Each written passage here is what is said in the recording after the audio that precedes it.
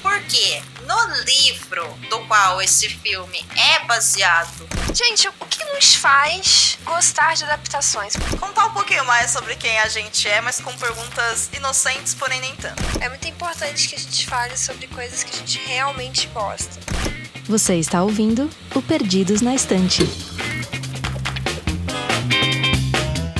Olá, eu sou a Domênica Mendes e este é o Perdidos na Estante, o podcast onde a literatura encontra as telas. No episódio de hoje eu conversei com o Guaxa e o João Baleiro sobre Michael, a cinebiografia do astro pop.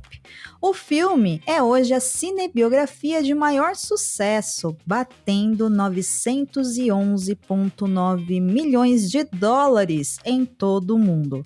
O sucesso do filme, assim como o de Michael Jackson, é inegável. Mas será que funciona para todo mundo? Quais são os pontos altos e quais foram os fatos ocultados na hora de se contar essa história? Quais foram as escolhas de roteiro, o que esperávamos e o que esperamos agora da segunda parte dessa história? Bom, falamos sobre tudo isso e bastante sobre a vida de Michael Jackson, cobrindo inclusive fatos que não estão no filme. Um bom episódio para você.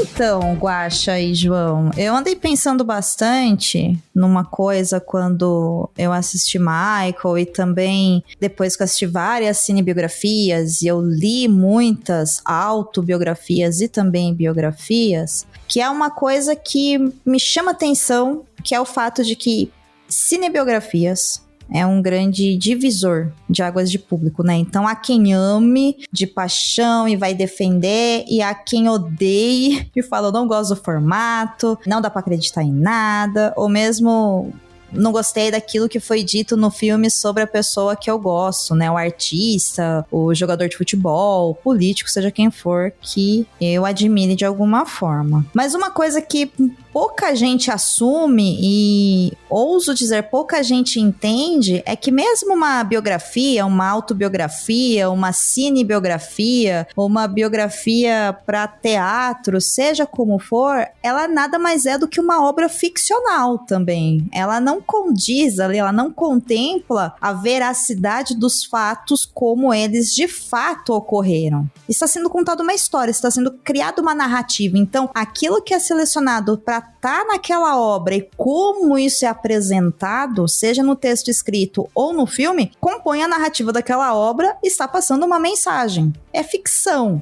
E aí, pensando nisso, o que eu gostaria de saber de vocês, pra gente iniciar esse papo sobre o filme Michael, que foi lançado aí em 2026 nos cinemas brasileiros, é o que vocês já conheciam da história do Michael Jackson, tanto da vida pessoal dele, quanto da carreira artística dele, e aquilo que vocês conheciam dele. Tá ali no filme? O filme surpreendeu vocês positivamente nesse sentido de tratar fatos da vida pessoal e artística do Michael Jackson como vocês esperavam? Não.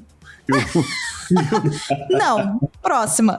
Eu conheço, assim, do Mike, gosto muito das músicas. Eu lembro de ter ouvido um podcast muito antigo contando a vida dele na época que ele faleceu, se eu não me engano. Basicamente pegaram o livro, né, a biografia dele e botaram vários fatos lá. Eu tinha uma visão, e acho que provavelmente o filme deu uma amenizada, uma visão muito pior do pai do Michael. E por mais que no filme ele seja o grande vilão, talvez, eu ainda acho que amenizaram pra caramba pra aquele homem. O filme é completamente superficial.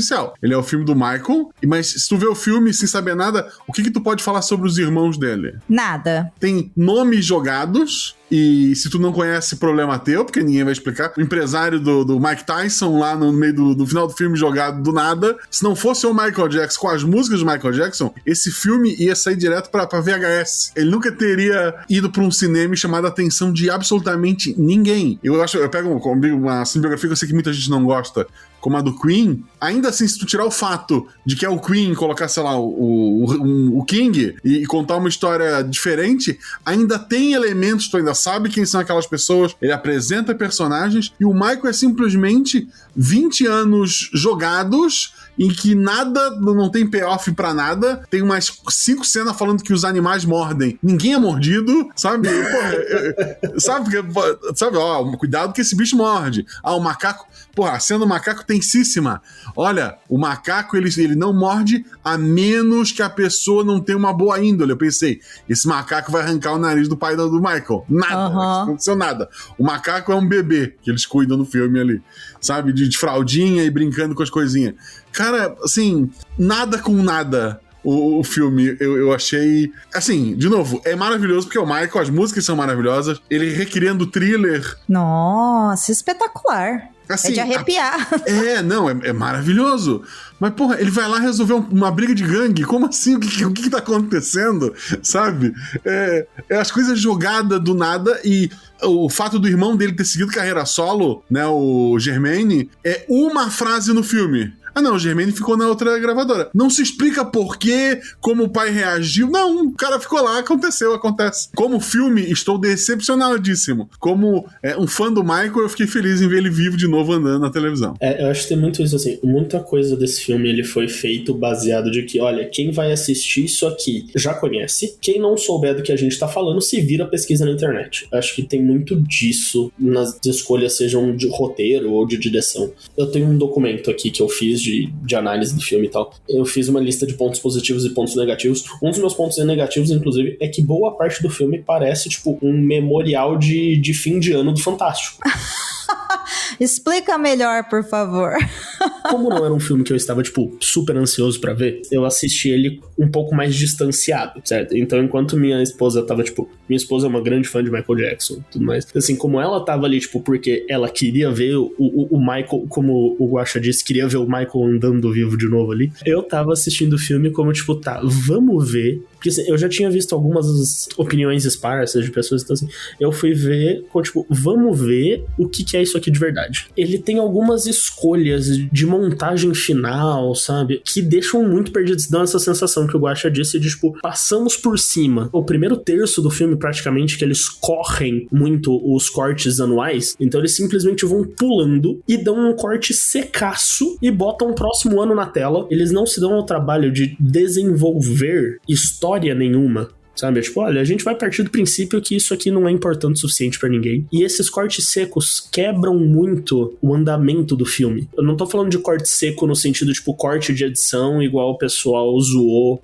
algumas cenas do Bohemian Rhapsody sobre o fato do editor ter dado vários cortes excessivamente dinâmicos de um rosto pra outro, coisa. Não, alguns cortes, principalmente nesse primeiro terço de Michael, eles são cortes que eles simplesmente interrompem a história. Então, tipo, olha, a gente viu ali a cena deles ensaiando em casa, beleza, foda-se. Quais são as consequências disso? Não se importam, sabe? Eles simplesmente pulam e vamos pular pra daqui 2 anos. E mesmo coisa antes, por que o pai deles decidiu que eles iam ser uma banda? Qual a história do pai deles? De onde ele tirou aquilo? Começa um Natal eles tendo que ensaiar loucamente, por quê? Exato, eles não se preocupam com amarrar os fatos uns nos outros pra criar uma sequência lógica. Eles não criam esse encadeamento. Tem pontos positivos, tem pontos muito bons no filme, principalmente o fato de que é o primeiro serviço de atuação do Jafar Jackson, que é o menino que faz o Michael. Ele nunca tinha atuado antes, então assim, ele de fato entregou um serviço muito bom. As atuações no geral foram muito bem trabalhadas. Porra, bicho, se o Colman Domingo não conseguir pelo menos uma indicação de melhor ator coadjuvante pelo pai, porque assim, por esse Joe Jackson, acho que existem falhas principalmente de roteiro e de escolha de corte final, que eu não acho que são em momento nenhum culpa dos atores que estavam interpretando aqueles personagens. A recriação do clipe do Thriller é um negócio fenomenal, assim, ficou lindo, sabe? Qualquer pessoa que já conhecia o clipe antes, na hora que começa a assistir aquilo na tela, fica completamente, assim, maravilhado. É a segunda melhor recriação no cinema. Perde só para De Repente 30. É verdade. Mas aí, né, tem o original, tem o muito bom e o resto é cópia. Isso a gente tem que reconhecer. Tem umas escolhas técnicas boas no filme. Por exemplo, uma coisa que eu não sei se vocês perceberam. Acho que é meio óbvio pra quem assiste muito filme. Por exemplo, quando ele começa a produzir ali o disco solo dele, que vai culminar naquela produção do Beat It e tal, o processo dele de estar escrevendo a música, quem fez a edição do som foi criando um processo próximo ao que a gente chama de Mickey Mouse, né, que é as ações acompanhando o som, encaixando as ações dele e tudo mais, fazendo fazendo com que a edição já fosse construindo o que vai ser o instrumental de Beat It lá na frente, a hora que a música toca de fato, sabe? Então tiveram umas escolhas assim, muito bonitinhas, muito bem feitinhas, mas que a hora que você para e enxerga o todo, você fica tipo, tá, mas o que vocês queriam contar com isso? Que ele foi lá e acabou com a briga de gangues, que as pessoas estavam se matando só com a força do amor. Se você é o tipo de noia que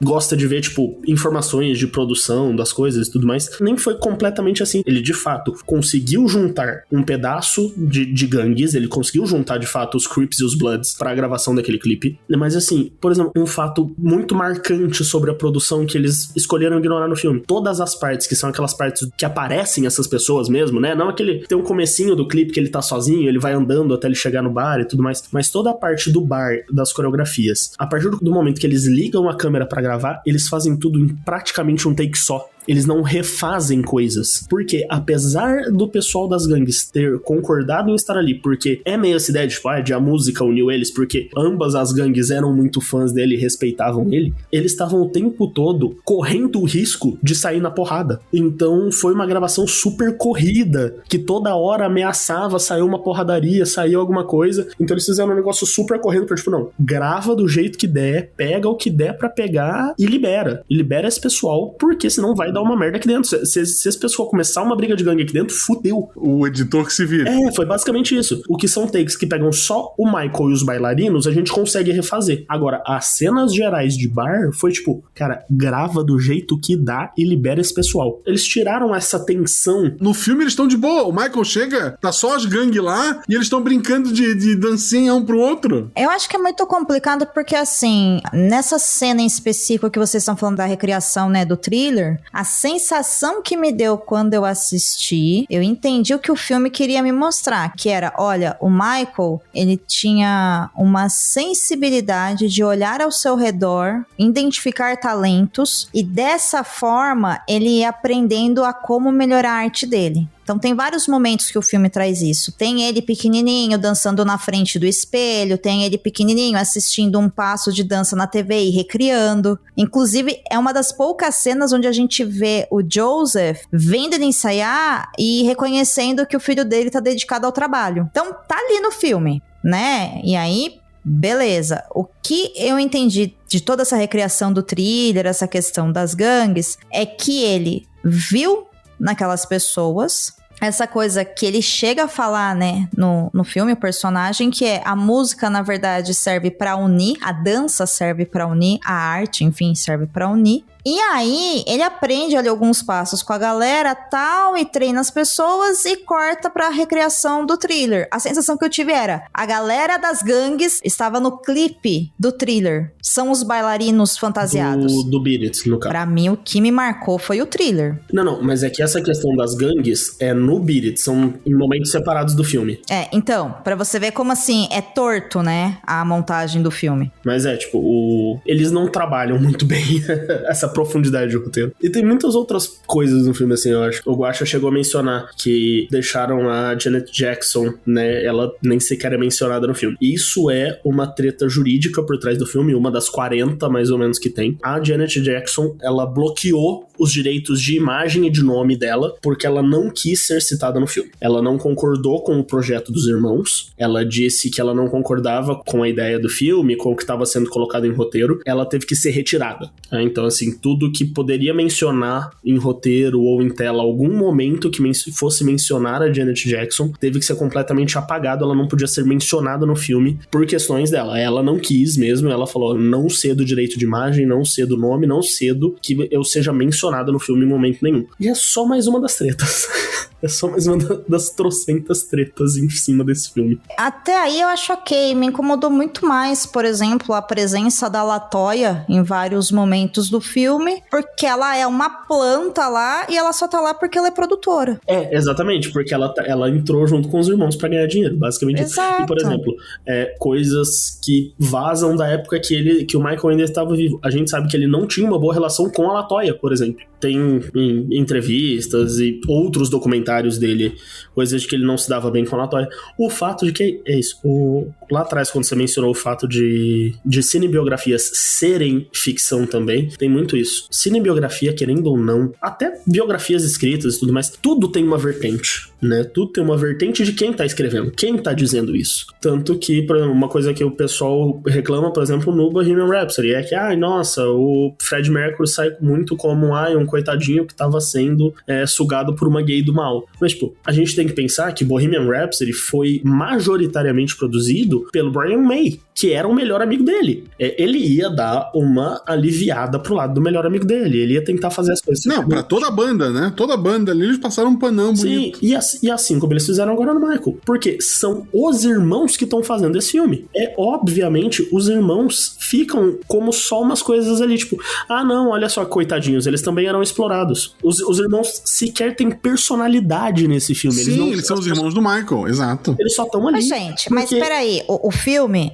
ninguém vai assistir uma cinebiografia do Michael Jackson pra conhecer a família dos Jacksons. Qualquer um daqueles meninos ali atrás poderiam ser qualquer um deles, entendeu? Não faz diferença sequer o nome de cada um com a cara do ator.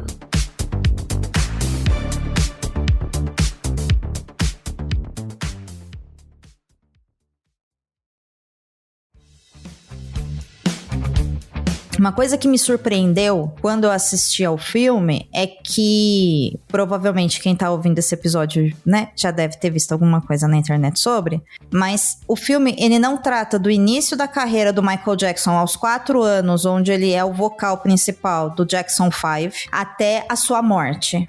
O filme vai até o lançamento do 7º álbum do Michael Jackson, que é o Bad, que é logo depois do fim da turnê da Vitória. Então, ele tá ali mais ou menos com uns 29 anos. Não vou bater o martelo se realmente é 29 ou 30 anos. Não, e a idade dele era um negócio meio cabuloso. No filme mostra, né? Ele aprendeu que tinha que mentir a idade. Na televisão ele podia ter a idade que ele quisesse. Mas o fato é que, assim, o filme em si acaba quando ele tá na turnê. Beleza, então assim, eu não sei quanto tempo demorou pra iniciar aquela turnê, se é que aquela turnê de fato existiu naquela época, como é que foi feito, tá? Então assim, vamos colocar esse período aí até mais ou menos seus 29 anos. Então cobre aí uns 24 anos, 25 anos, perdão, de vida do Michael. Eu acho que essa é a primeira coisa chocante, que é você pensar, poxa, eu vou conhecer a vida e segredos da vida, né? O que transformou esse cara no baita do artista que ele foi, que é pra isso que existe uma cinebiografia. A gente conhecer a humanidade do artista, né? Por trás das câmeras. E aí eu fiquei muito surpresa, porque tem, sei lá, 1/3 do filme, se não mais, é sobre o Jackson 5. E eu, meu irmão, sabe? É muito tempo. É muito tempo. E aí a gente cai nesse problema de montagem, porque por mais que, claro que o Jackson 5 foi uma coisa muito importante para a carreira do Michael, quando na verdade também é uma coisa muito importante a base da associação empresarial da família Jackson. Por isso que o pai dele aparece como essa figura vilanesca no filme. E aí, Guaxa, eu acho que você tá correto. O pai dele é o vilão no filme. E eu acho que eles pegam muito leve por causa disso que o João tá trazendo, que é um filme feito pela família. Então, por exemplo... É um filme feito pelos irmãos. Os irmãos não vão também tacar tudo na fogueira, né? Eles vão tentar amenizar as coisas pra virar uma historinha bonitinha. E no fim, o filme tem um arco de história que é o Michael se livrando do pai. Porque ele finalmente diz não naquele show, né? Acabou, não vou fazer mais. Mas, por exemplo, o Bill Bray, que é o motorista guarda-costas dele, eu sempre ouvi que o Michael tratava aquele cara como o pai de verdade dele. Tentam criar um pouco dessa relação no filme, mas eles fazem isso muito mal e porcamente. Não. Primeiro que quando o cara surgiu de chapéu, eu pensei, meu Deus, é o Vin Diesel, o filme já melhorou. Não era. Eu 100% achei que ele era o Vin Diesel. Eu achei que era o Vin Diesel, assim, caramba, o motorista do Michael é o Vin Diesel, que filme foda, vambora.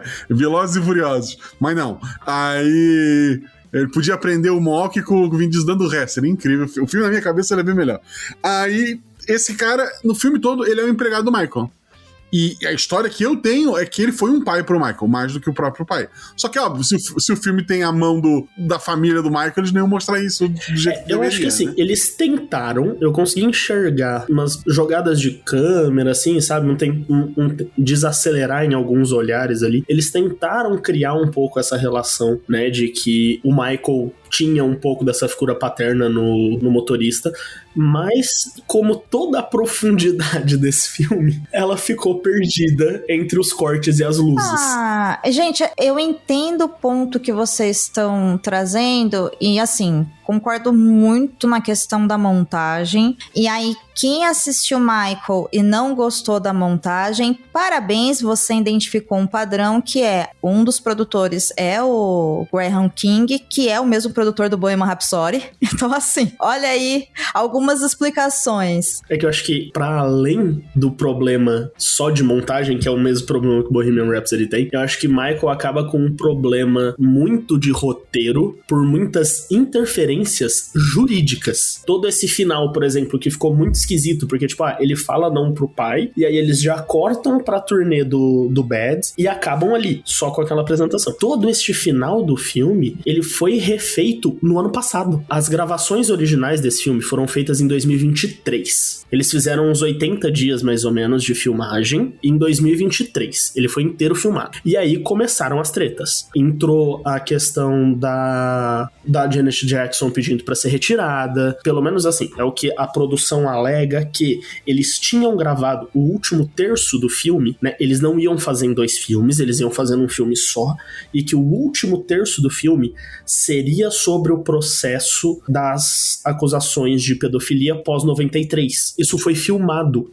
Ia ser toda uma questão sobre como o Michael ficou nessa época. Eles iam, pelo menos assim, eles alegam que isso foi gravado e que entre 2024 e 2025 eles tiveram que retirar tudo isso e refazer esse final, porque o processo dos anos 90, a primeira acusação de 93, que é do Jordan Chandler, quando acabou o processo, acho que o processo acaba acho que em 94, 95, fica uma questão de que o nome dele, o nome dos pais dele não podem nunca ser mencionados em qualquer produção a respeito do Michael que não seja jornalismo. Então ela não pode nunca mais ser mencionada. E aí eles alegam que eles resolveram tirar tudo sobre a polêmica, as polêmicas sobre as acusações de pedofilia. Eles resolveram tirar tudo isso só porque não podia mencionar nem referenciar o nome do rapaz. Não é algo que eu compre tanto. É mentira isso aí, mas é uma mentira tão absurda porque, gente, a gente tá ali, de novo, se a ideia era, a gente vai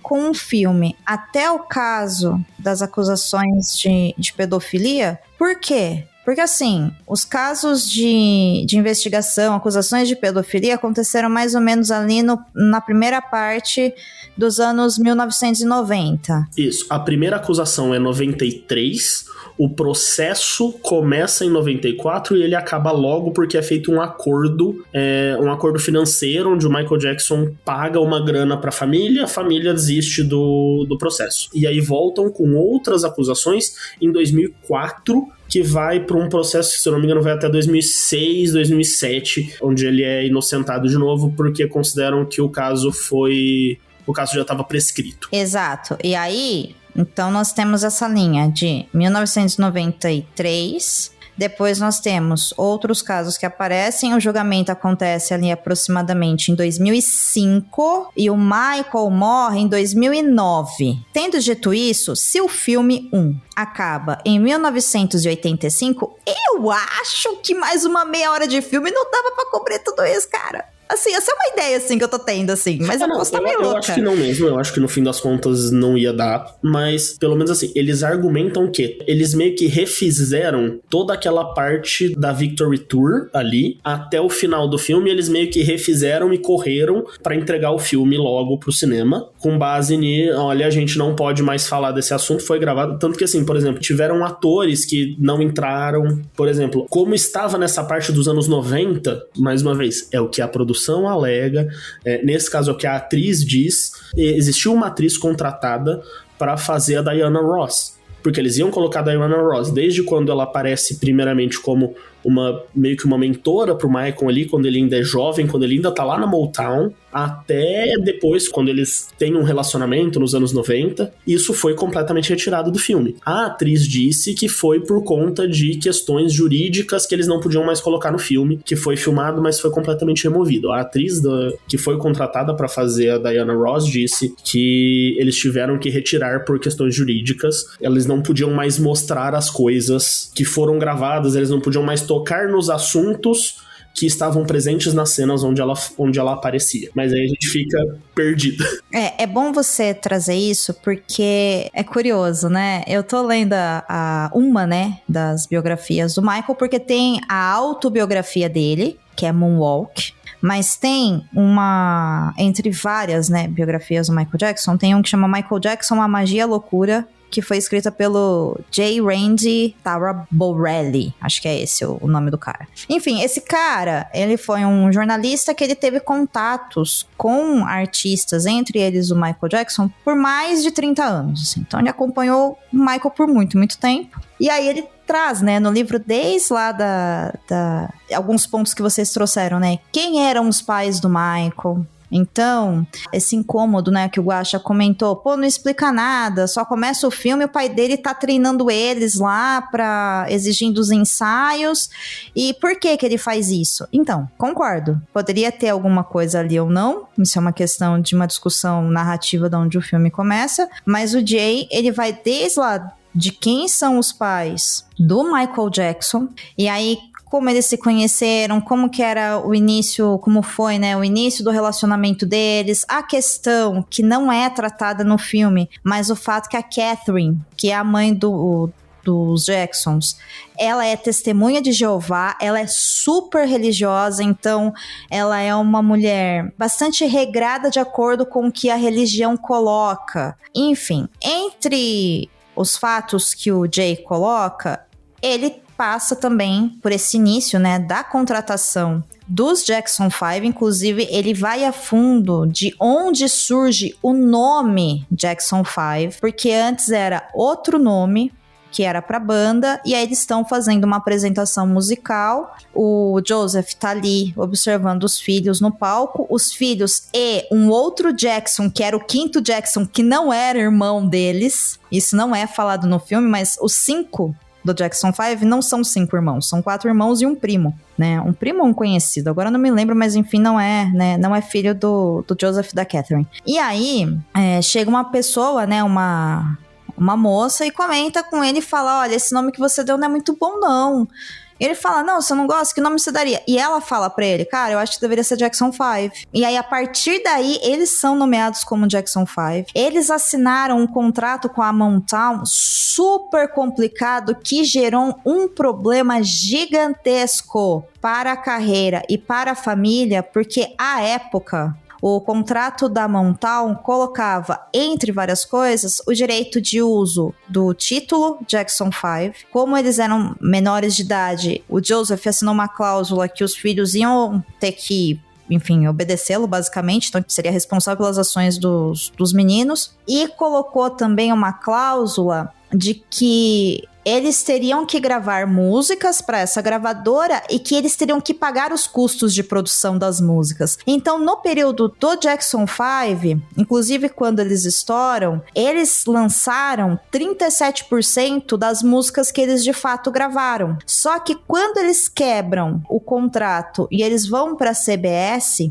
e isso culmina, né, bate ali no tempo onde o Jermaine, e isso não é falado no filme, mas o Jermaine, ele casa com a filha do dono da Motown. Por isso que ele fica. Por isso que ele fica, exatamente. Aí tem essa briga de família, e aí ele acaba ficando lá na Motown, trabalhando com eles, e os Jackson saem. Só que quando os Jackson saem, eles anunciam publicamente que eles assinaram com a CBS no mesmo dia que tá vencendo o contrato. Então eles assinaram um contrato antes do fim do outro.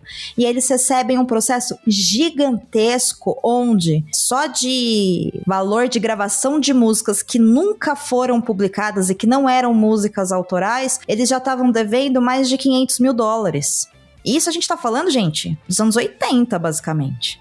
70, né? Então, assim, você imagina, eu tô trazendo esses fatos porque a parte real dos problemas, o filme não explora. O filme explora questões do relacionamento familiar para a construção dessa carreira. Aí eu volto na Catherine e no Joseph, e naquele ponto lá atrás que o Guaxa também citou, que essa questão, né, da violência do Joseph, que é super conhecida. A coisa que todo mundo sabe sobre o pai do Michael Jackson é que ele era extremamente abusivo com os filhos. Exato, inclusive eu me lembro, gente, que quando o Michael, enfim, tava sendo julgado, tá, um pouquinho antes dele morrer, eu me lembro perfeitamente de uma pessoa chegando pra mim e comentando que tinha visto uma reportagem do Joseph falando que ele batia assim nos filhos, entendeu? E que o Michael deveria agradecer ele por isso, porque se ele não tivesse feito aquilo com o Michael, ele nunca seria o Michael que ele é hoje, né? A sua época. E aí, qual que é o problema desse filme? Ele não entra nessas particularidades da família. Então, a violência do Joseph está lá o tempo todo. Ela precisa ser extremamente explícita? Não, mas eu acho que fica muito suave. Eu concordo com isso, entendeu? Assim, eu tava no cinema, a cena dele espancando o menino, gente, acabou comigo. A relação dele era tão abusiva que ele obrigava o filho dele a pegar a cinta pra espancar ele. Meu irmão, assim, e aí eu digo porque olha como é foda, né? E eu vou entrar nesse subtexto das coisas que estão no filme, mas passam batido e talvez seja por uma questão de montagem. Eu só vou dar 5 passos pra trás, porque você falou da Diana Ross. E a Diana Ross é uma figura muito importante pra carreira do Michael, porque quando ele tem ali 9 anos, é quando ele conhece ela pela primeira vez. E a Motown, que era a gravadora dos dois, vai ao público pra falar que a Diana Ross descobriu o Jackson 5. Não foi ela que descobriu. Eles já tinham assinado o contrato, mas aí, né, pro público foi falado isso, coisas do show business. O Michael ficou 1 mês morando com a Diana, e a Diana tinha uma questão muito maternal com ele. Enquanto eles estavam ali numa turnê, então ele passa esse 1 mês morando na casa da Diana Ross, enquanto ele ainda é criança, enquanto o restante da família tá, né, indo pra escola e se preparando pra turnê, e isso era uma coisa que incomodava muito a Catherine. A questão da Diana Ross tá maternando o Michael Jackson. Sabendo disso, eu olho e falo, tem a questão, provavelmente, de que, olha, será que poderiam utilizar, né, os acontecimentos dessa época da Motown no filme, considerando-se tudo que aconteceu? Pode ser que não, por isso que não é falado. Tinha-se autorização de trazer Diana Ross para o filme? Pode ser que não, mas não me sai da cabeça que, mesmo se tivesse, muito provavelmente eles nunca iam mostrar esse lado maternal da Diana Ross em respeito a Catherine. Eu acho também assim, porque eles colocam um pouco isso no filme pra outro lado. Eles colocam isso pro lado paternal, jogando isso no colo daquele diretor da Motown. Por quê? Porque, beleza. Eu acho que tem muito dessa mentalidade dos irmãos, que é quem comandou o filme também, de, tudo bem, já que a gente vai jogar um pouco o Joseph na fogueira, a gente pode colocar uma relação paternal dele com o cara da Motown, mas que eles não iriam, em momento algum, representar que a mãe tinha algum problema. Na biografia que eu tô lendo, eu não vejo esse movimento do que foi levantado pelos jornalistas, da Catherine sendo rígida, conservadora. Eu digo isso porque, assim, se ela era uma pessoa extremamente religiosa, ela vivia sobre as regras da religião, mas ela não era a pessoa mais pra frentex de 1960, caramba. Ou você é religioso ou você se solta. As duas coisas, elas são inviáveis. Tendo dito isso, essa questão dela ter ciúmes do filho, cara, qualquer um, entendeu? Sim. Se eu tenho um filho e tem alguém que tá maternando meu filho por um tempo, cara, isso vai me pegar, né, no sentido de eu estou devendo algo, eu não gosto. Então, assim, nunca houve um problema entre Catherine e Diana Ross. Houve ali um desconforto da Catherine, e eu imagino que ela tendo tantos filhos, ela não queria que as pessoas pudessem virar e falar assim, nossa, olha lá, eu nem cuidava do menino, sabe? Olha lá, largou pra estrela de cinema cuidar, e vai saber o que essa Diana Ross fazia com esse moleque de 9 anos em casa. Afinal de contas, ela é do show business, entendeu? A artista não presta. Então, eu acho acho que passa por isso, entendeu? Eu já vi algumas especulações, nada disso é confirmado, nada disso por mão de jornalista. Especulação mesmo. De que, como depois, no futuro, o Michael e a Diana Ross têm um relacionamento amoroso, eu já vi algumas especulações aí na internet de que talvez ela tivesse tido alguma influência mais do que maternal sobre ele na época que ele era menor de idade. Justamente, e aí é o tipo de coisa que fica, tipo, é só porque esses rumores são só porque ela já era amiga da família ou porque alguém jogou alguma coisa ali pra tentar queimar um filme, sabe? Eu nem acredito que Diana Ross teve um caso com o Michael Jackson, tá? Eles tinham uma relação próxima, uma relação de mentoria e profissional. Entendeu? Pelo menos assim, de pesquisas que eu fiz, eu não achei uma informação oficial falando que eles foram um casal em algum momento, sabe? Então, a vida do Michael Jackson, a carreira do Michael Jackson, ela é muito complicada porque ela é cheia dessas possíveis interpretações, o que poderia ser e especulações. É um caso muito delicado. Só que, por exemplo, a violência do pai, que é um fato, não tá tão claro no filme. A infidelidade do Joseph, gente, que foi uma coisa que destruiu a cabeça do Michael e destruiu a família, não tá no filme. Sim. O Michael Jackson tem uma irmã, entendeu? Que é de um dos inúmeros casos que o Joseph teve, e essa menina não é citada no filme, e eu não acho que vai ser citada, considerando como eles estão colocando panos quentes no Joseph. Não, e assim, tipo, eu acho que se fosse pra eles explorarem mais alguma coisa em cima do pai, eles já teriam feito no primeiro filme. E não vão explorar, né? Como eles, entre aspas, já acabaram essa fase do Michael no primeiro filme, eu não acho que isso sequer vai aparecer em qualquer momento, assim, tipo, o que eles tinham pra olha aqui como o nosso pai era a pessoa ruim da vida do Michael, o que eles queriam dizer sobre o Joseph, eles já disseram, e eles vão fingir que ele não existe daqui pra frente. E o que me irrita muito é que muita gente sai deste filme, ou mesmo das biografias ou das histórias que a gente ouvia nas notícias antigamente, e fala, não, mas o Michael só é quem ele é por conta do pai. Ah, vai tomar banho, né? Porque assim, ó... Isso pra mim é coisa de velho que quer defender bater em filho. É óbvio que o filme mostra que o rapaz tem talento. Ele ia chegar onde ele chegou? Eu não sei. O que eu sei é que o que ele sofreu não justifica absolutamente nada. Exatamente, sabe? exatamente. As pessoas colocam como se, nossa, mas o pai foi muito responsável pelo Michael. O Michael foi ingrato. Ah, vá tomar banho, né?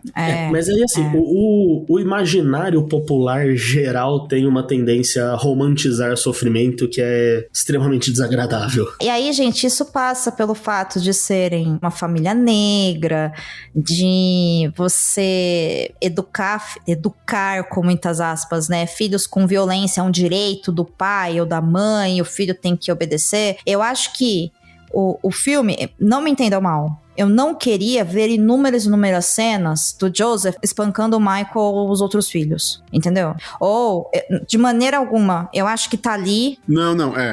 Não é mas isso, assim, mas é muito pano quente, cara. É muito suave. Como tu mesmo falou, as traições. Eles mostram ali ele pegava no pé, né, entre aspas, do Michael. E é por isso que o Michael é o talento que a gente é hoje. Tu não vê, ele não tratava os outros filhos, no filme pelo menos, ele não tratava os outros filhos da mesma forma que ele tratava o Michael. Ele só era rígido como o Michael porque o Michael ia ser um grande sucesso. Que era o talento, nossa. Os outros filhos era como se, tipo, não, pros outros filhos ele é uma ótima pessoa. Assim, nesse filme, os outros filhos eram só figurantes, né? Acho que nem ele conhecia os meninos. É basicamente isso.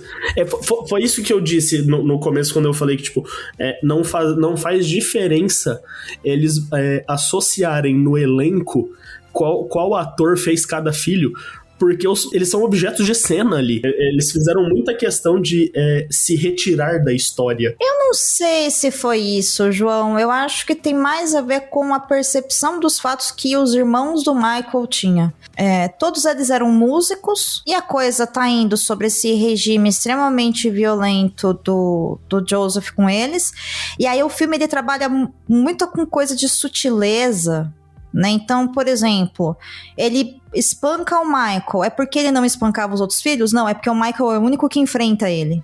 E isso é importante pra narrativa da história, para no final, quando a gente vê tudo o que o Michael passa tentando, né? Primeiro batendo o pé, falando, eu não vou te obedecer, Joseph. Depois contratando o advogado falando, eu quero que você mande meu pai embora. Depois as chantagens emocionais que o Joseph faz com ele. Quem que demitiria o próprio pai através de um advogado? Demitir quando não morando na casa, né? Isso me pegou muito. Quando ele tá então, ainda... mas isso foi um problema gigantesco para os Jacksons, porque aquela casa onde eles moravam originalmente foi comprada pelo Joseph e pela Catherine. E aí, chegou um momento que o Joseph ficou sem dinheiro, e aí ele vendeu metade da casa pro Michael.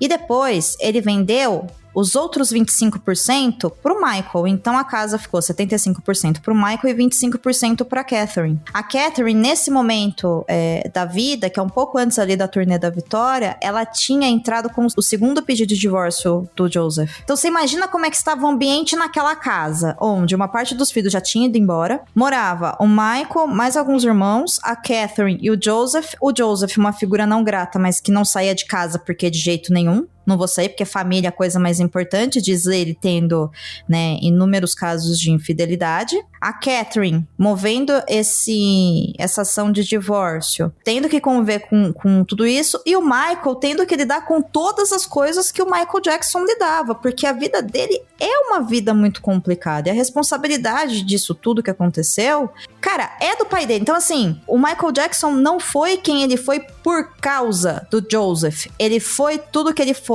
apesar do Joseph. Na carreira é apesar de. Agora, o descaralhamento da cabeça desse ser humano, aí sim eu acho que é por causa do Joseph.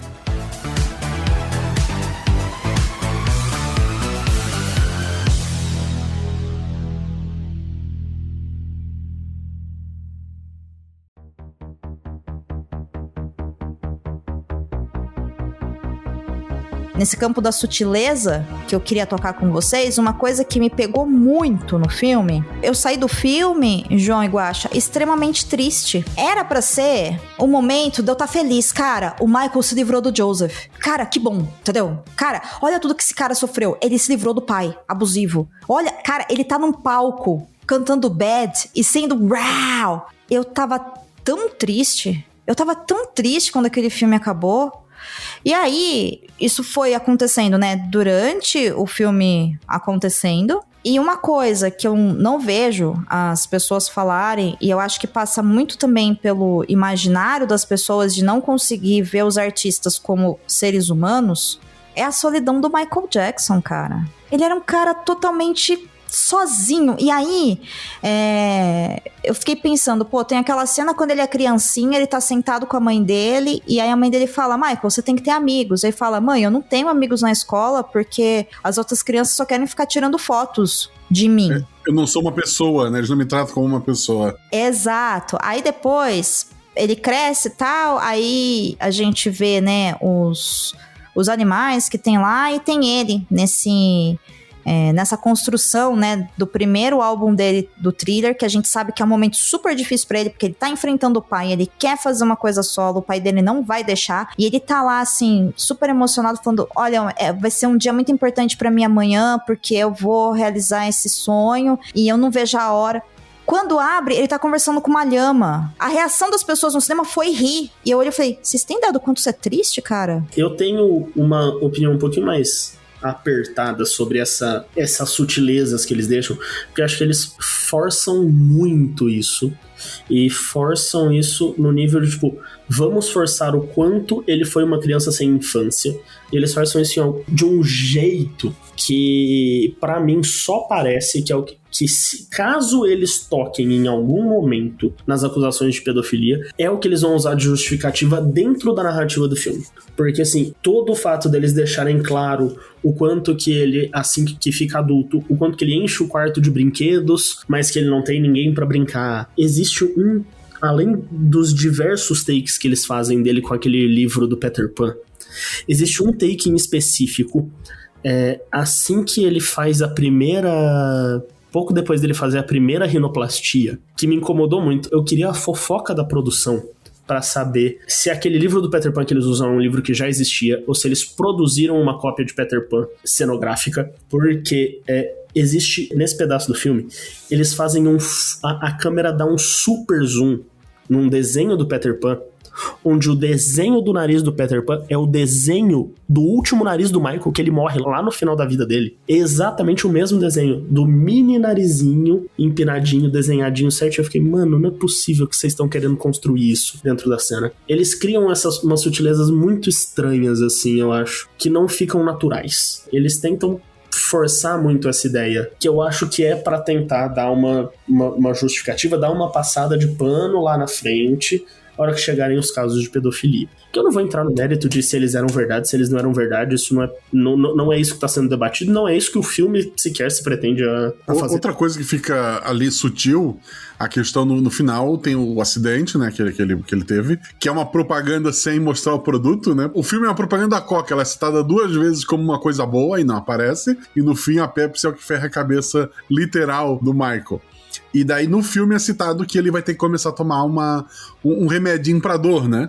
Que a gente sabe que é o que culmina na morte dele, esse vício no remedinho pra dor. Que inclusive é uma das sutilezas que eu acho que eles fizeram meio errado de deixar tão sutil. Porque, tipo, é uma única fala do médico. O médico fala, você vai ter que tomar. Ele, mas eu não queria, eu não gosto desses remédios mais fortes. O médico, não, você vai ter que tomar. E vira as costas e sai. E eles, tipo, passam por cima. Sendo que é o que vai destruir o Michael lá na frente, porque, tipo, tem matérias, tem entrevistas deles, tipo, lá depois dos anos 90, dele comentando que eventualmente ele ainda tinha dores na cabeça daquele acidente por conta das reconstruções constantes que ele tinha que fazer. Ou seja, tipo, aquilo ali deixou ele dependente, é o que vai matar ele dali mais de 20 anos. E eles botam uma linhazinha ali, tipo, foda-se, vambora. Eu não sei se isso exatamente é sutileza, sabe?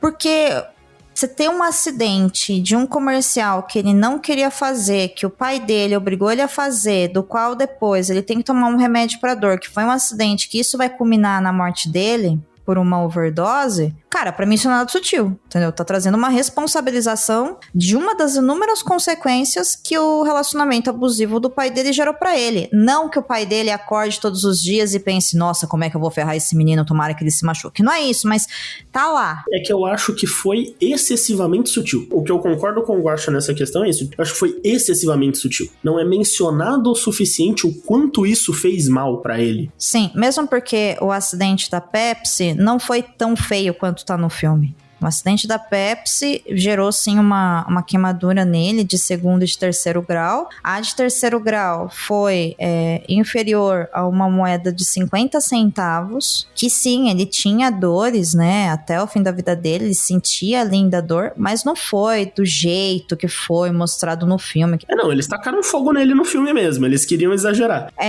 Eu acho que eles exageraram no lugar errado. Não precisava do impacto visual do moleque correndo com a cabeça pegando fogo de um lado pro outro, não precisava dele enfaixado que nem uma múmia, mas eu acho que talvez tivesse que dar uma importância maior pro fato de que aquilo ali culminou na dependência dele de opioide pro resto da vida. Eu acho que isso vai ser tratado num segundo momento, porque também não adianta agora eu colocar isso. Como que eles iam colocar isso agora? Você entendeu? Esse desenvolvimento da adicção dele tem que ser tratado na segunda parte do filme. Não tem como colocar ali não é o momento de colocar. Só me pegou muito como a história, ela tem tantos elementos que são tão humanos e eu não vejo as pessoas falando sobre isso. Cara, voltando pro lance da solidão, porque isso é uma coisa que eu preciso falar, cortou meu coração ele ir naquela loja de brinquedos, comprar um monte de brinquedo, aí tem as crianças lá que vai pedir autógrafo, tal, beleza, e dá autógrafo, não sei o que, volta. Quando ele chega em casa, os irmãos dele, que são essas figuras tão importantes pra vida dele, afinal de contas, toda a carreira de todos eles é porque eles são irmãos, eles moram juntos, convivem juntos, tudo que todo mundo tá passando é por causa disso. Ele chega com um twist e fala, gente, vamos jogar. Os irmãos dele vira pra ele e fala, cara, não dá, eu tenho um encontro com não sei quem, fulano vai sair, Beltrano vai não sei o que lá, eu tenho filho, e ele fica sozinho. Cara, ele é caçula. E nesse aspecto de o filme trazer que ele perdeu a infância, eu acho que é porque é verdade. O menino começou a cantar com 4 anos de idade. Ele não teve infância. Eu não acho que é uma construção mentirosa, eu não acho que é uma construção inverídica. Eu acho que é algo que eles, dentre tantos elementos da vida dele, dentre tudo que eles podiam aprofundar, me parece um pouco artificial focar tanto nesse único ponto. Só isso que eu quis dizer, entendeu? E mesmo depois de ganhar dinheiro, aí, ó, beleza, agora ele é visto como um boneco. O corpo, a humanidade dele é alienada pelos outros, porque não, agora você é só um objeto de cobiça, né? Você é só uma figura importante. E, inclusive, eu acho que é uma parte pesada da vida dele, se a gente for parar pra pensar de fato, e que eles focaram muito nisso. Tanto que é a explicação que eles dão no filme pra ele ir tanto atrás dos animais e tudo mais, por ele tentar recuperar essa infância com essa fixação dele por brinquedos e tudo mais. Eu só acho que foi uma escolha que eu não sei se eu concordo. Só isso.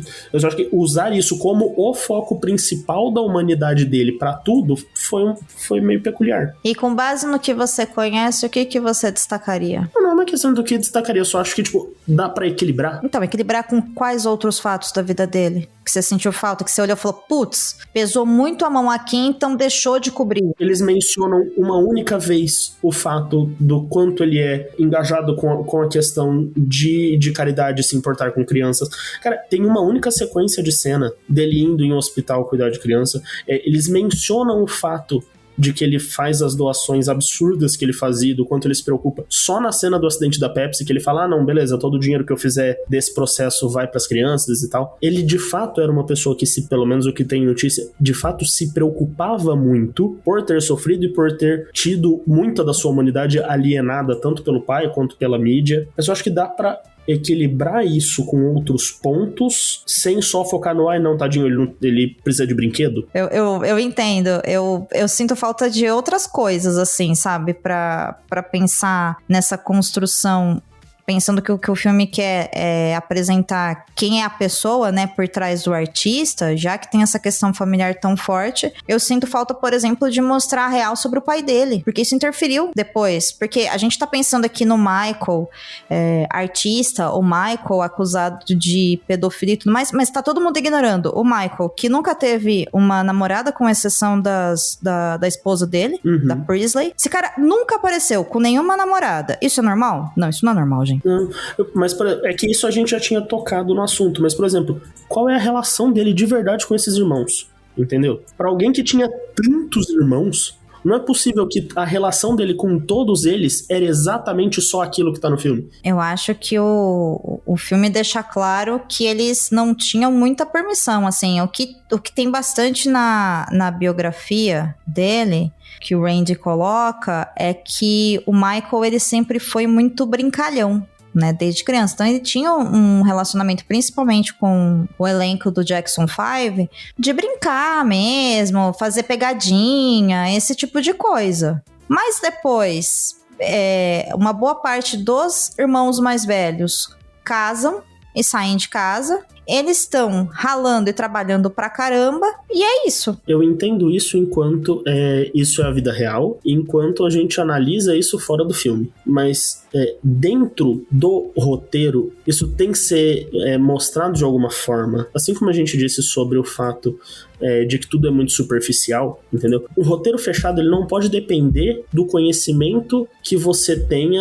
depois, pra além daquela história. Então, mas você concorda comigo que faria sentido, então, mostrar os Jacksons felizes em aniversários, natais, ele assistindo o filme com os irmãos todos os dias, pegando lá 40 minutos de filme dele fazendo isso? Isso faria sentido se, para a história que está sendo contada no filme, não fosse trabalhar a solidão dele? Porque é isso, eu tenho alguns recursos que eu tenho que contar para as pessoas quem é essa pessoa em 1h30, 2 horas. Se eu quero demonstrar, que seja 5 horas de filme, né? Eu tô pegando 80 anos da vida de uma pessoa e colocando em 5 horas. Se quero mostrar que ele era, por ter tido uma carreira, né, desde criança, ele foi sozinho, por que eu vou ficar mostrando o quanto ele tinha vários irmãos, entendeu? E quantos irmãos eram super próximos? Eles eram próximos? Porque assim também, a gente assistir uma cinebiografia e achar que só aconteceu aqueles fatos na vida deles, Não é isso, gente. Ali tem alguns fatos que estão construindo uma narrativa sobre aqueles fatos, sobre aquela vida, né? Eles também dormiam, comiam, eles tinham outras coisas na vida. Esses são os fatos que vão me mostrar quem é essa figura, né, enigmática que é o Michael Jackson, entende? Então eu não sei muito bem aonde que, por exemplo, poderia mostrar, eu acho que seria um certo alívio se na parte do Jackson 5 mostrasse eles brincando com os outros. Entendeu? Porque eles eram crianças. É um bagulho de 5 segundos de tela, já que é um filme que se propôs, né, pelo menos assim é o que parece, se propôs a trabalhar com cortes não sequenciais, imagens pequenas de tela, closes pequenos. Foi um filme que se propôs a trabalhar com migalhas. Então, usa essas migalhas. Eu entendo. Eu entendo o que você fala, eu não sei se encaixaria. Mesmo porque quando a gente olha a realidade dos fatos pegando o Michael adulto e no fim da vida, se ele tivesse uma vida super próxima com os irmãos, né, por, sei lá, 50 anos, ele não teria morrido sozinho, né? Então eu acho que os irmãos não estavam lá muito próximo mesmo durante toda a vida dele, não, né? E os irmãos definitivamente não quiseram passar essa ideia. Eu acho que o filme mostra muito, assim, a solidão dele enquanto uma pessoa sozinha, justamente por essas características, assim como os outros irmãos também, né? Eu achei muito bonito na turnê da Vitória, eles voltando a tocar juntos e todos eles super felizes. Porque é isso que o filme tá me dando, né? Ele me dá os irmãos em cima do palco. E se nesse momento, apesar de tudo que aconteceu, você tem o Michael voando, o pai dele falando, cara, você tá abandonando a família, e eu tô vendo no palco os irmãos felizes, o que eu entendo? O pai dele é extremamente abusivo. Os irmãos gostam dele e estão felizes por ele. E ele tá feliz pelos irmãos. Tá no filme. Isso tá. Isso de fato tá.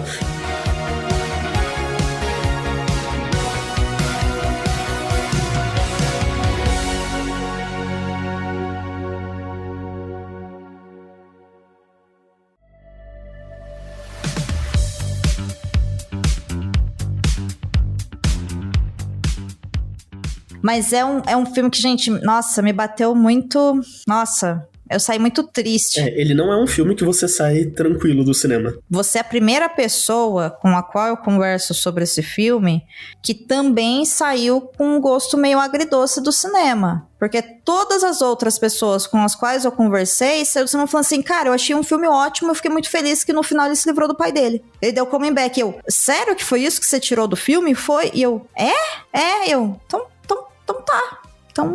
Então que bom que pra você funcionou. Funcionou pra você, Guaxa? Você saiu... Uhul. Vai com tudo? Eu saí do filme, assim... Abri o Spotify, botei as músicas do Michael e fui pra casa ouvindo as músicas do Michael, feliz. Justo. Não tem como não reouvir as músicas, né, do Michael depois de assistir esse filme, isso é um fato. Eu saí com muita vontade de ler uma biografia, né, me aprofundar mais na história, porque realmente o gosto que saiu é um gosto de um filme extremamente raso, de alguém que eu gosto, né, que eu gosto da música e tal, e que... assim, foi legalzinho, mas, poxa, podia ter sido mais. Eu entendo. Cinebiografias têm essa característica, né, de sempre gerar isso. Eu acho muito, muito louco. Bem, tendo dito isso, gente, eu particularmente recomendo que quem não assistiu o filme... assista. Não devia estar aqui, né? Pelo amor de Deus, a gente contou o filme inteiro. Se bem que é uma biografia, né? Então não tem muito teoricamente, você já sabe a história. Exato. Eu sei o que vai acontecer no segundo filme, por exemplo. Porque a questão não é o que aconteceu na vida do cara, mas é como isso é contado. Exato, né? exato. E isso a gente comentou um pouco, mas é uma experiência para assistir ou reassistir, talvez com um novo olhar, né? A partir da conversa que a gente teve. Eu sou de uma vertente que acha que tudo é sobre como você conta. A máxima importância de um filme nunca é, na minha visão, exatamente, tipo, o que acontece nele. Não, é como você amarrou aquelas linhas pra que elas digam alguma coisa. É a narrativa. Nossa querida narrativa. Tem uma cena que eu vou guardar pra minha vida nesse filme, porque meus pais se aposentaram, aí vieram morar pra minha região até minha filha chegar lá pelos 5, 6 anos, aí foram morar na praia, né? Então, sempre que eu posso, estou lá. Estava lá até agora, 2 da tarde, eu estava lá com eles. Então, é muito comum, fim de semana, eu estar numa piscina. E eu já escrevi muitas aventuras naquela piscina. E daí tem uma cena maravilhosa do Michael dentro da piscina numa boia, assim, pegando sol. Alguém reclama, você tá pegando muito sol. Aí ele fala, não, eu tô aqui pra Deus me mandar as ideias. Se eu não tiver aqui, ele vai mandar pro Prince. Porra, é maravilhoso. Assim, é uma anedota que não dá pra saber o fundo de verdade, mas que era um bagulho que ele contava, que ele nunca dormia quando ele tinha uma ideia. Se ele começasse a ter uma ideia sobre uma música, ele não podia dormir até a música tá pronta, porque ele achava que se ele dormisse, Deus ia ficar bravo com ele e ia mandar a música pro Prince. Ele falava que a única vez que ele não obedeceu essa regra e foi dormir, o Prince lançou Purple Rain. Maravilhoso, maravilhoso. Pô, podia ter mais dessas, assim, sabe, essas amenidades? Podia, porra, tanta coisa. Maravilhoso, maravilhoso. Eles mostram pouco no geral, o quanto o Michael, apesar das dificuldades, era uma pessoa extremamente bem-humorada. Sim, ele era. Toda entrevista que você pega do Michael, até entrevistas em que às vezes ele tá desconfortável com alguma coisa, ele tá reclamando de algo, ele tá rindo e ele tá fazendo piada. Ele era um cara muito, muito sensível, né? Um ser humano muito sensível. E eu gosto muito que vocês estão falando dessas partes mais leves do filme, né? Gosto muito dessa sequência que o João falou lá no começo da chegada da publicação do Beat It, que vai encaixando a música e tal, e coloca a gente nesse sentimento da criação, assim como depois isso repete quando ele vai escolher o nome do álbum, que acaba sendo o Thriller. Cara, foi uma sequência muito gostosa de ver. Foi uma sequência muito gostosa. E também pega uma coisa, né? Porque, salvo engano, é nessa sequência aí que tem ele criando essas canções e ele começa a andar e começa, né, a pensar e a música vai se construindo, ele tá passando com a lhama, né? E ele passa pelas pessoas e fala, boa noite, continua falando, sabe? Você fala, meu... Ele passeando com a lhama e a galera olhando horrorizada pra ele. E ele, tipo, cara, eu tô dando um rolê com a minha lhama. Tô em paz. Exato, estou criando arte. E agora pensando nesse disco, que é o disco mais vendido na história do planeta Thriller, né? Eu lembro de histórias do tipo que o primeiro videoclipe dele foi do Billie Jean, que eles fizeram o chão todo pra acender quando tocasse, só que algumas dos blocos não acendiam. Aí o Michael perguntou, quais estão acendendo? Ah, esse, aquele.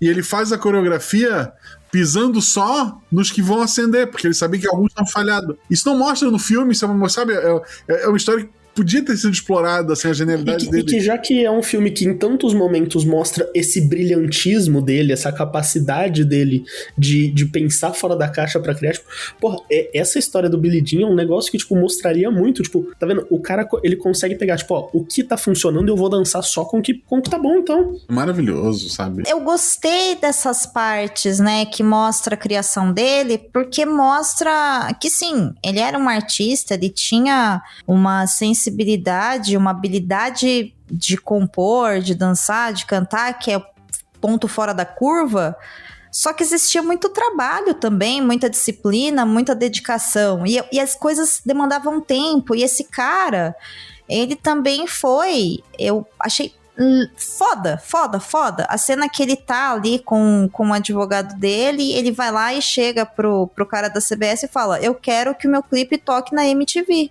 Né? E ele falando, mas não vão tocar porque você é um artista negro. E ele falando, tá, mas a música é pra branco, pra negro, as músicas que eu faço não é só pra pessoas negras. E claro que não foi exatamente isso que aconteceu na vida real. Foi muito fácil no filme, né?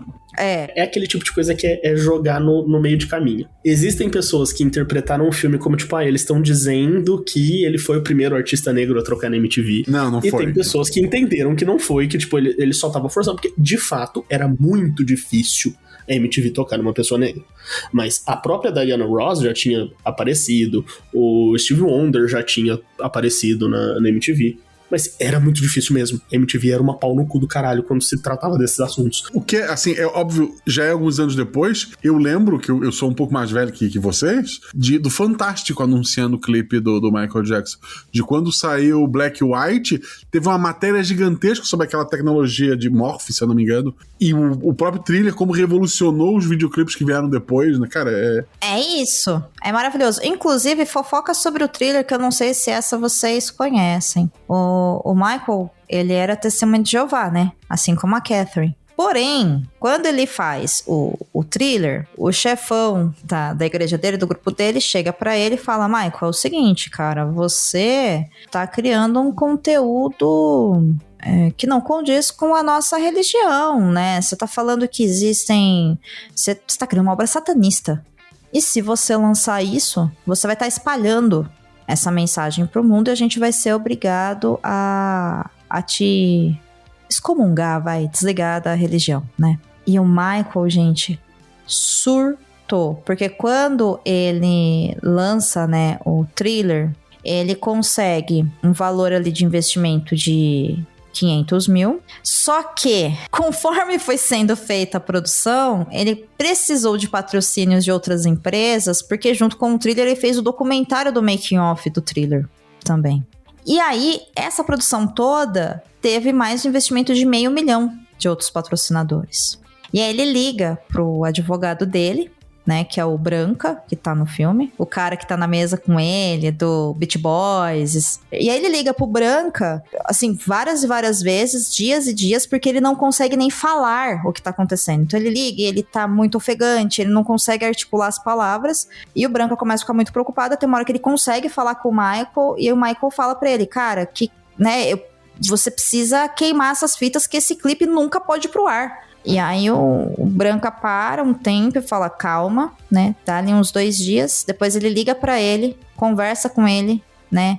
Ele tá nesse período lendo uma biografia de um outro artista que interpretou o Drácula num filme bem, bem antigo, e ele usa esse exemplo pra explicar pro Michael que, olha, Michael, esse cara também era muito religioso, mas esse é o trabalho dele. E aí ele vai dando uma acalmada no Michael. O Michael aceita, então, que esse material do Thriller e o The Making of Thriller seja lançado mediante ter um textinho, né, falando que o que tá naquele material não condiz com as crenças do Michael Jackson, né? Então aquele letreiro que aparece no início é por causa disso. Então eu estou falando tudo isso para trazer para vocês como que a humanidade da pessoa pode afetar, né, a sua carreira artística. Imagina um mundo onde a gente não teria Thriller para ver, para assistir. Cara, ia ser um mundo muito triste. Enfim, gente, vamos aguardar, né, o lançamento do segundo filme do Michael. Será que vai sair? Porque o nível de treta da produção é esse, tipo, os direitos pra produção do filme são de 2019. Se der dinheiro, sai, nem que seja só o Michael, sabe? O Michael pode ser apagando todos os personagens. É só o Jafar Jackson dançando por 1h30. Isso. Mas o filme sai. O Michael, o Jafar Jackson. Assim, a única coisa realmente boa disso tudo,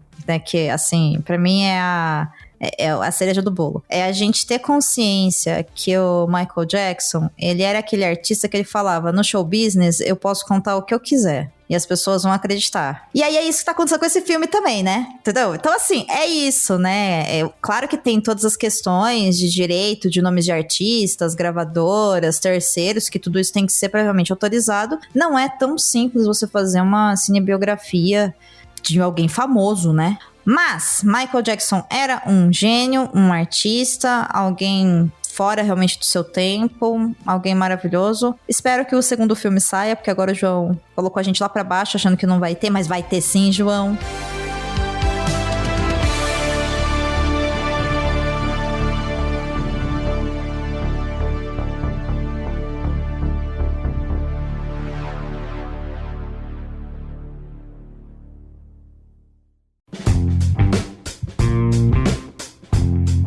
Mas enquanto o Michael Parte 2, ou Michael 2, enfim, não sei como é que ele vai chamar, não sai nos cinemas, eu quero pedir para vocês dicas do que as pessoas podem consumir para se divertir. Então, João, qual é a sua dica da vez? Já que a gente passou muito por cinebiografias, eu vou citar uma aqui que não foi citada em momento nenhum, mas que eu acho que talvez por falta de conhecimento meu sobre o assunto, mas eu vou deixar aí o Rocketman, que é a cinebiografia do Elton John, que eu acho que foi muito bem feita, eu acho muito gostosa, eu gosto bastante daquele filme. Arrasou. E você, Guaxa, qual é a sua dica da vez? Assim, primeiro que eu acho que a melhor cinebiografia já feita se chama Dois Filhos de Francisco, e eu não vou falar sobre isso. Porque é um filme do meu pai. Meu pai assistiu esse filme 1 milhão de vezes, e sempre que alguém aparecia lá em casa, o pai fazia a pessoa assistir o filme. porque o pai não gosta de bicho falante, o pai não gosta de... O pai gosta de filme pé no chão. E ele amou esse filme, sabe lá por quê. Então eu por Estocolmo, né, de tanto assistir o filme com ele, eu amo aquele filme também. Seguindo ainda no Michael, tem um filme muito bom chamado Moonwalk, que é uma loucura, né, que originou um jogo de videogame do Mega Drive. Eu aconselho você a pegar um emulador ou assim. O jogo do Michael Jackson do Mega Drive, ele é maravilhoso pra época. E tem um jogo, quem gosta tipo Just Dance, tem um jogo Michael Experience, que é um jogo de dança, né, do Michael, com as músicas, várias das músicas, não tem todas, mas tem várias das principais músicas ali. E eu lembro que eu jogava no Vita, tinha que dançar com o dedo daí na tela, né, a tela de toque. Então, assim, o Michael tem bons jogos, eu acho que vocês devem ir atrás, que vale a pena. Arrasou. A minha dica da vez é um filme novo também, que me entregou absolutamente tudo aquilo que eu esperava e um pouco mais, que é Mortal Kombat 2. Eu não vi ainda. Eu tô esperando sair no stream. Maravilhoso, gente. 10 de 10. Tem o melhor do que... Tem mais história do que o clássico de 1990. É bastante pesado. Os fatalities, né, são bem nível Jogos Mortais. Estou falando isso para, se você for assistir com uma criança ao lado, talvez não seja o melhor filme. Não à toa, a classificação indicativa dele é 18 anos. E 10 de 10, assim. Me entregou tudo aquilo que eu esperava. Mortal Kombat 2, por enquanto, está nos cinemas, mas em breve deve chegar aí nos streamings. Te entregou tudo que você esperava, ou seja, farofa, porradaria e algo que lembre filmes de Kung Fu dos anos 80. Que é o que eu espero do Street Fighter desse ano também. Sim, exatamente.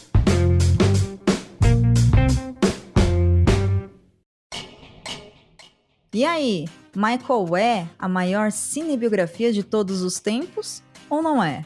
E faz jus ao astro Michael Jackson? Passe o tempo que for, parece que sempre vamos ter coisas a falar e descobrir sobre Michael, essa figura tão emblemática que sabia fazer o show business como ninguém. Se quiser nos acompanhar nas redes sociais, o Perdidos na Estante tem um Instagram, onde colocamos cortes muito bacanas para você acompanhar em vídeo com um trecho dos nossos episódios. É uma excelente forma de você conhecer o nosso podcast, ver cenas da série ou do filme que a gente estiver falando aqui e também compartilhar com os seus amigos. Segue aí e interage lá comigo. O Instagram é @perdidosnaestantepod. Também vou te pedir 5 segundos do seu tempo para seguir e avaliar esse podcast, onde quer que você esteja ouvindo ele. Isso nos ajuda muito. E se puder, é claro, nos deixa um comentário também. Lá no Instagram eu tô em @domenica.mendes. O Guaxa apresenta o RP Guaxa. Se não conhece aí, procura esse podcast porque ele é incrível.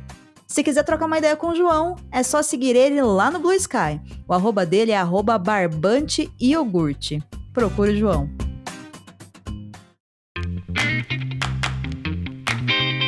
E chegamos ao fim de mais um Perdidos na Estante. Esse episódio foi apresentado por mim, Domênica Mendes, por Guaxa e João Baleiro. A pauta e produção do episódio são minhas. A edição é do Leonardo Tremesquim. A vinheta foi montada pela Isso Aí Design, com narração de Jô Bonner. Eu te espero no próximo episódio. Até lá!